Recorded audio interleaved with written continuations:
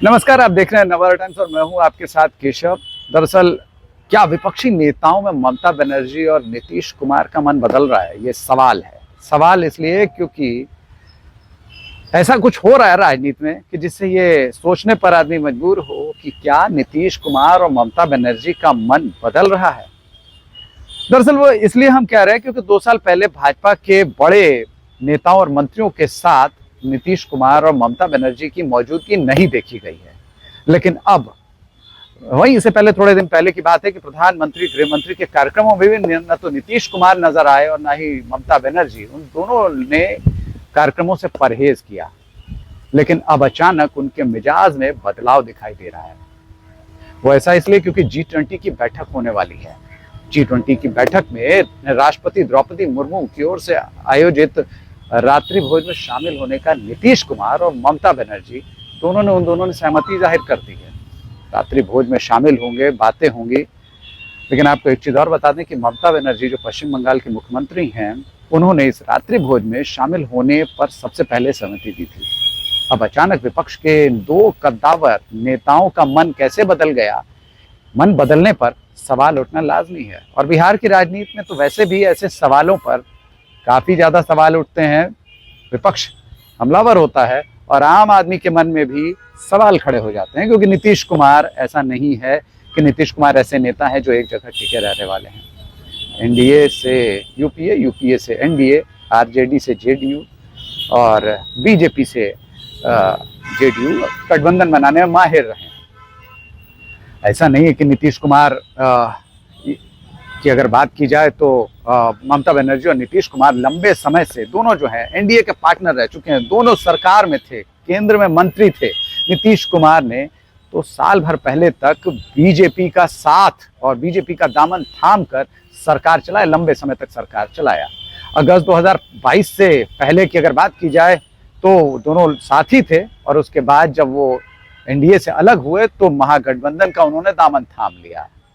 उसके बाद देश की जो विपक्षी एकता है उसको एकजुट करने में लग गया। उसमें काफी हद तक उन्हें जो है सफलता भी मिली। 1.5 दर्जन से ज्यादा विपक्षी नेताओं को उन्होंने एक मंच पर भी बिठाया। अगर नीतीश कुमार पहले पीएम पद की दावेदारी से इनकार नहीं करते तो शायद एक दूसरे को नापसंद करने वाले नेताओं को इतने बड़े मंच पर नहीं ला सकते थे। कांग्रेस से खार ममता बनर्जी भी खाती थी। आम आदमी के संयोजक जो हैं अरविंद केजरीवाल, वो भी कांग्रेस से काफी उनकी दूरी रही और उनके कांग्रेस के खिलाफ ही उनकी पूरी राजनीतिक बिसात भी बिछाई। लेकिन अब नीतीश कुमार का मन लगता है बदल रहा है। नीतीश कुमार की जो विपक्षी एकता की जमीन जो है वो तैयार करने में कहीं ना कहीं इन एनडीए से जो दूरी है वो एक महत्वपूर्ण भूमिका निभाती हुई नजर आई है। अब कांग्रेस के बाद विपक्षी एकता को जो मजबूती देने का जो प्रोग्राम था, नीतीश कुमार ने इसे हाईजैक कर लिया है। पटना में बैठक के दौरान इस बात की अफवाह भी उठी कि जो एनडीए गठबंधन विपक्षी एकता का जो मंच तैयार किया गया है उसका संयोजक नीतीश कुमार को बनाया जाएगा। पटना में इस पर कोई फैसला नहीं हो सका। बेंगलुरु में होने वाली बैठक में भी इस पर कोई फैसला नहीं हो सका, उनका नाम नहीं लिया गया। वहीं जब मुंबई में देखा जाए तो मुंबई में भी ये माना जा रहा था कि नीतीश कुमार को संयोजक बनाया जाएगा, उनके नाम की घोषणा की जाएगी, लेकिन ऐसा कुछ हुआ नहीं। ऐसे में माना जा रहा है कि कहीं नीतीश कुमार का मन तो नहीं बदल रहा है। वो पटना आए, मैं बता दूं इससे पहले कि बीच में क्या प्रकरण हुआ था कि वो पटना आए 26 घंटे, जब बेंगलुरु की बैठक से होकर आए थे तब की मैं बात कर रहा हूँ, तो 36 घंटे उन्होंने चुप्पी साधे रही, कुछ बोला नहीं उन्होंने। लेकिन जब तीसरी बैठक हुई, संयोजक बनाने की संभावना अब उन्हें कम दिखाई देने लगी है। और कई समन्वय समितियों के साथ उनकी बातचीत हुई, जिसमें भी अब उनका नाम जो है अभी तक बाहर ही रखा गया है। तो महागठबंधन के साथ आते ही नीतीश कुमार ने यह घोषणा कर दी थी कि वो 2025 का जो विधानसभा चुनाव, मैं बिहार के कॉन्टेक्स्ट में बात कर रहा हूँ, कि 2025 में विधानसभा चुनाव को जो लीड करेगी वो आरजेडी करेगी। बिहार के मौजूदा डिप्टी सीएम तेजस्वी यादव के नेतृत्व में अगला बिहार का चुनाव लड़ा जाएगा। विधानसभा चुनाव की बात कर रहा हूँ। और उन्होंने यह त्याग कर दिया और खुद को पीएम पद की जो दावेदारी है उसकी लिस्ट से भी खुद को करने की बात कह दी। उन्होंने कहा कि वो रेस में ही नहीं है, इसी वजह से विपक्षी एकताओं को एकजुट करने में उन्हें कामयाबी मिली। दरअसल ये माना जा रहा था कि नीतीश कुमार के मन में कोई किसी पद को लेकर, किसी डेजिग्नेशन को लेकर कोई उनके मन में कोई इच्छा नहीं है।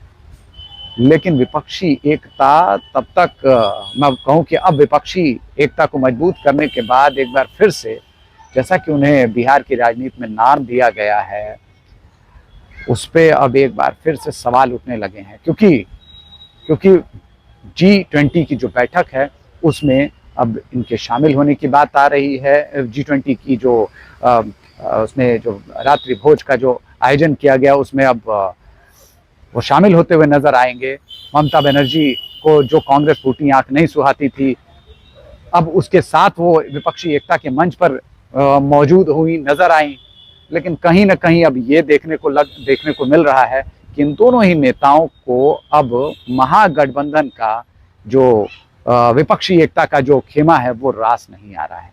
ऐसे में ये माना जा रहा है कि जिस तरीके से अब द्रौपदी मुर्मू की तरफ से जो रात्रि भोज का आयोजन किया गया है, उसमें शामिल होने के साथ ही अब इस बात के कयास लगाए जा रहे हैं कि नीतीश कुमार जो है कहीं अब विपक्षी एकता का साथ, इंडिया गठबंधन का साथ तो नहीं छोड़ने वाले।